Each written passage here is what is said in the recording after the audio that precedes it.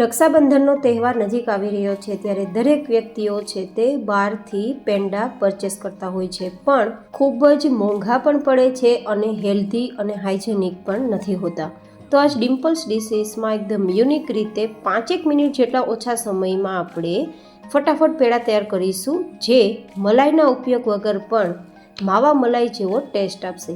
માવો પણ આપણે ઇન્સ્ટન્ટ તૈયાર કરીશું અને એ પણ ખૂબ જ સરળ રીતે.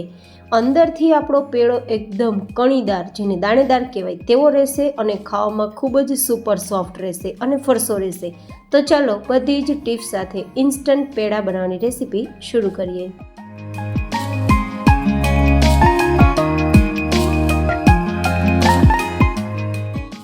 તો ઇન્સ્ટન્ટ પેડા તૈયાર કરવા માટે આપણે અહીંયા મેજરિંગ કપથી 1/4 કપ જેટલો ખાંડ લીધી છે. તમે ઘરમાં રહેલી વાટકીને માપ માટે સેટ કરી શકો છો, પણ વાટકીના ચોથા ભાગની ખાંડ લેવાની. તે જ રીતે 1/4 કપ જેટલું નોર્મલ દૂધ. અહીંયા તમે ગરમ કે ઠંડુ દૂધ ન લેતા, માત્ર નોર્મલ દૂધ જ લેવાનું રહેશે. હવે આ રીતે થોડીવાર ચલાવીશું તો ખાંડ આપણી ઓગળી જશે. જે વાટકીથી ચોથા ભાગની ખાંડ લીધી હોય તે જ વાટકીથી ચોથા ભાગનું દૂધ લેવાનું છે. આ માપ પરફેક્ટ યાદ રાખવાનું છે, તો એકદમ કણીદાર અને માવાના ઉપયોગ વગર મલાઈ પેડા તૈયાર થશે. હવે આપણે અહીંયા મલાઈનો ઉપયોગ નથી કરવાના, કારણ કે દરેક વ્યક્તિઓ પાસે મલાઈ અવેલેબલ નથી હોતી. તો આપણે અહીંયા 1 ચમચી જેટલું દેશી ઘી ઉમેરીશું, કારણ કે દૂધ અને ઘી બંને મિક્સ થતાં મલાઈનું ફોર્મ લઈ લેશે. ટેક્સચર પણ મલાઈનું આપશે અને ટેસ્ટ પણ મલાઈનું આપશે. તો આ રીતે હવે ઘીને પણ આપણે આ રીતે દૂધ અને ખાંડ સાથે મિક્સ કરી દઈશું અને પછી ઇન્સ્ટન્ટ પેડા તૈયાર કરવા માટે 1 કપ કે 1 વાટકી જેટલો મિલ્ક પાવડર લઈશું. ગ્રામમાં જોઈએ તો 100 થી 120 ગ્રામ જેટલો આ મિલ્ક પાવડર હશે. માર્કેટમાં ખૂબ જ સસ્તા ભાવે મિલ્ક પાવડર મળી જશે. જ્યારે પેડા તમે લેવા જશો તો મિલ્ક પાવડર કરતાં થોડા કિંમતમાં વધારે રહેશે, જેથી તે આપણે મોંઘા પણ લાગશે અને હેલ્ધી એન્ડ હાઇજેનિક તો બનશે જ નહીં. તો હવે આ રીતે બધી જ સામગ્રી બરાબર મિક્સ કરીશું. ગાંઠા ના થાય તેના માટે આપણે પહેલાં ગેસ ફ્લેમ પર કઢાઈ નથી મૂકવાની. આ રીતે બધું જ બરાબર મિક્સ થઈ ગયા બાદ જ ગેસ ફ્લેમ પર કઢાઈને મૂકવાની છે. હું અહીંયા વિડીયો સ્કીપ નથી કરતી, ફાસ્ટ ફોરવર્ડમાં બતાવું છું, જેથી સમજાઈ જાય કે હું કઈ રીતે મિક્સ કરી રહી છું. દૂધ થોડું પણ જો વધારે થશે ને તો સમય પણ વધારે લાગશે અને ટેક્સચર એકદમ લીસું થઈ જશે. જે આપણે દાણેદાર જોઈએ છે ને તે તૈયાર નહીં થાય. જનરલી આપણે માવા મલાઈ પૂરી જે પેડા મળે છે ને તેમાં જે દાણો હોય છે, થોડી લીસી સપાટી, થોડું દાણું, આવું ટેક્સચર હોય છે. તો તે આપણે ટેક્સચર આપવા માટે આ પ્રોસેસ તૈયાર કરી છે, અને એ પણ ફટાફટ માટે. તો હવે આ બધું જ મિશ્રણ મિક્સ થઈ ગયું છે, પણ આમાંથી પેડા બરાબર નહીં તૈયાર થાય, કારણ કે ચમચામાં અને કડાઈમાં ચીપકે છે. તો આપણે 2 થી 3 મિનિટ માટે તેને ગેસ ફ્લેમ પર રાખીશું કૂક કરવા માટે. અને ફ્લેવર માટે હું અહીં એલચીના દાણા ઉમેરું છું. તમે એલચીનો પાવડર પણ ઉમેરી શકો છો, તમારી ચોઈસ રહેશે. હવે એકદમ ધીમા ગેસ ફ્લેમ પર અને ધીમી ફ્લેમ પર આપણે આ રીતે થોડીવાર માટે ચલાવવાનું છે.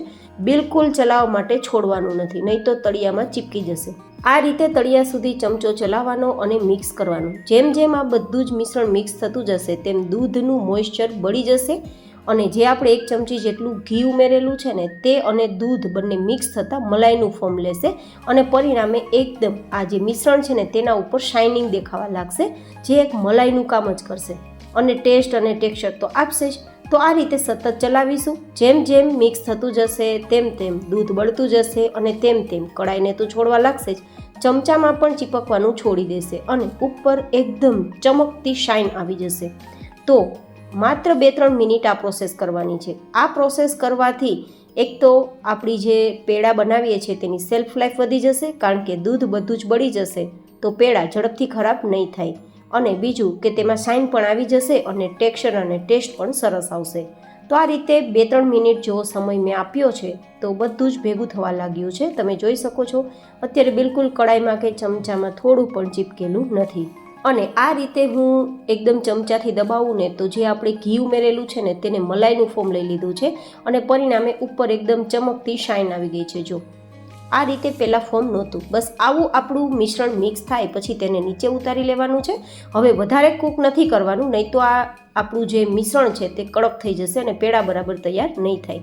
તો આ રીતે મિશ્રણ મિક્સ થઈ ગયા બાદ નીચે ઉતારીશું અને પછી થોડીવાર માટે તેને આ રીતે મિક્સ કરીશું, મસળીશું. તો એકદમ આપણી જે સપાટી છે થોડી સ્મૂધ થઈ જશે. તમે જોઈ શકો છો હાથમાં બિલકુલ ચીપકતું નથી, પણ હાથમાં થોડી ઘીની શાઇનિંગ આવે છે. તો છે ને ગાઈઝ, એકદમ મલાઈના કે માવાના ઉપયોગ વગર બિના ઝંઝટ ફટાફટ પેડા તૈયાર કરવાની મારી આજની આ રેસીપી.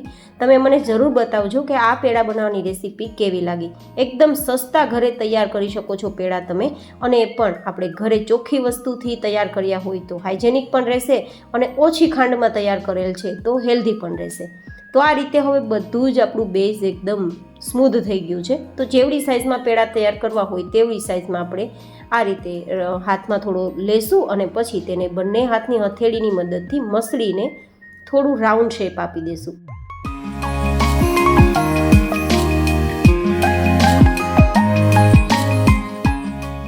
અને પછી બાર જેવો લુક આપવા માટે તેની સપાટીને આ રીતે પ્લેટમાં કે કોઈ પણ એકદમ કડક સપાટી હોય તેના ઉપર થોડીવાર આ રીતે આપણે રબ કરીશું તો એકદમ સરસ ડિઝાઇન થઈ જશે. તો આપણે બીજી કોઈ ડિઝાઇન તૈયાર કરવાની ઝંઝટ પણ નહીં રહે.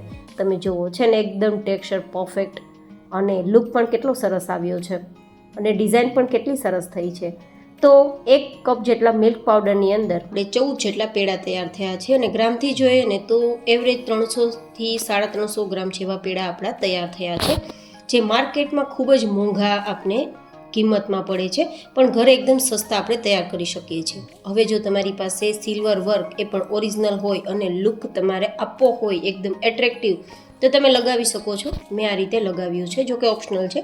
મેં અહીંયા પિસ્તા અને ગુલાબની પંખુડીથી પણ તેને સજાવેલું છે, જો કે સજાવવું એકદમ ઓપ્શનલ છે. તો તૈયાર છે ખૂબ જ સરળ રીતે અને ફટાફટ બનતા હેલ્ધી એન્ડ હાઇજેનિક ઇન્સ્ટન્ટ ખૂબ જ ઓછી કિંમતમાં તૈયાર થતા પેડા.